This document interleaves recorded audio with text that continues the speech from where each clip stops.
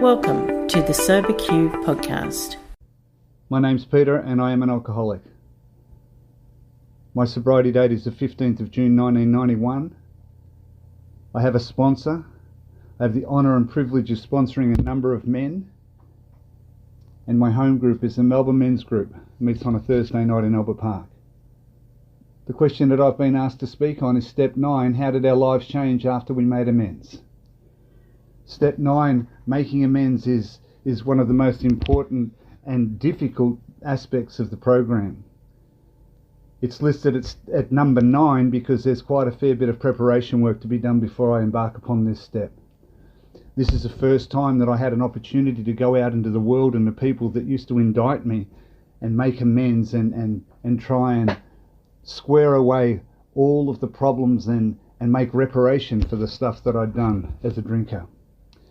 Alcoholics Anonymous wouldn't exist if Dr. Bob hadn't have done exactly that same thing on June 10th, 1935, after he performed that life-saving operation. So the amends process was a carefully orchestrated process. It's certainly a process that I get some definite counsel on before I go. You know, I will sit down with my sponsor and I made a list of people who I had harmed.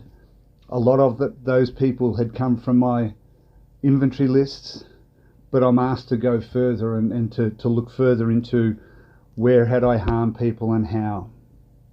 The amends process I understood was not to be an ambush, but it was supposed to be a planned activity. Anybody that I was to make amends to knew ahead of time that that's what I was coming for. I would contact them, I would let them know, I'd send them a text or a letter saying what my intentions were. You know, the results that I got from making amends were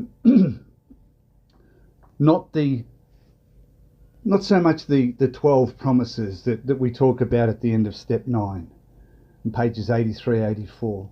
I mean, they are fantastic outcomes and they are certainly very tangible results that I will get if I'm thorough about this part of the program.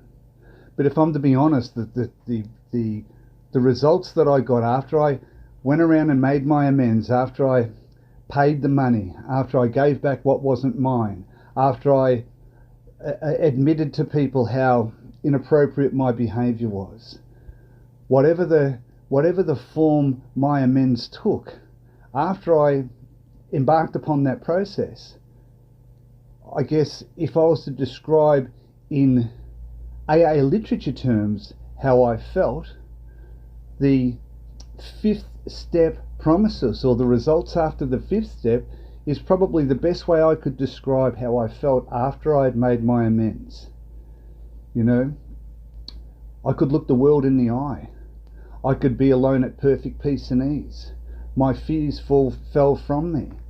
You see, I think that the amends process, and certainly my experience, was that if I want to have fear removed, then I need to either pay back the money or go and have a conversation with somebody who I have struggled with and set right any mistakes that I had made.